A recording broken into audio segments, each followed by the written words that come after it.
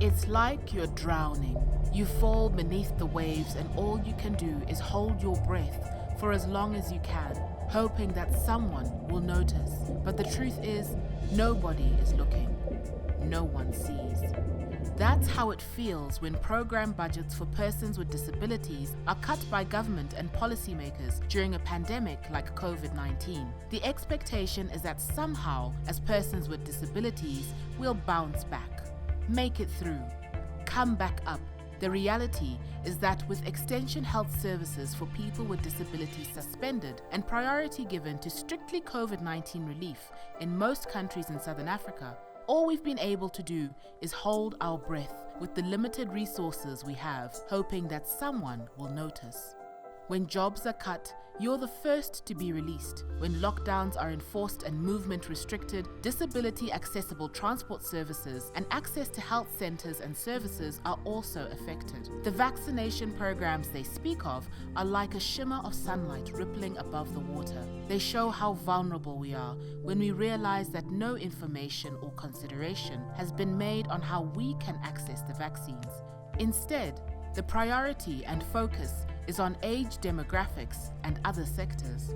Since the outbreak of the pandemic, people with disabilities have found themselves at greater risk of harm and disadvantage from both the virus and the measures implemented to control its spread. As a result of these budget cuts, many people with disabilities and their households have become financially insecure, with many persons resorting to informal financial support mechanisms, which in some cases put them at heightened risk of financial abuse and violence.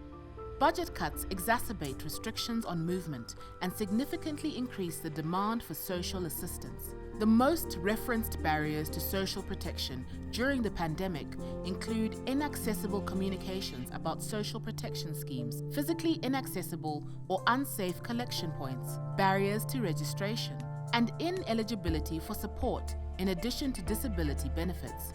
Food security is also affected by budget cuts since assistance and support from family members who are no longer working is reduced due to the pandemic, leading to some persons with disabilities reporting reduced food consumption to 1 meal per day. In countries where limited support is available, people with hearing impairments have reported that food distribution has been inaccessible, with government registering some people to receive help, but most people who are deaf failing to hear the information, not knowing the process, and therefore not accessing food or aid. Fear, panic, and hopelessness. For persons with disabilities like me, it was bad enough before the pandemic, and it's worse now. Help us by not cutting funding to programs for persons with disabilities during the COVID-19 pandemic and beyond. Extend a hand. Keep our heads above water.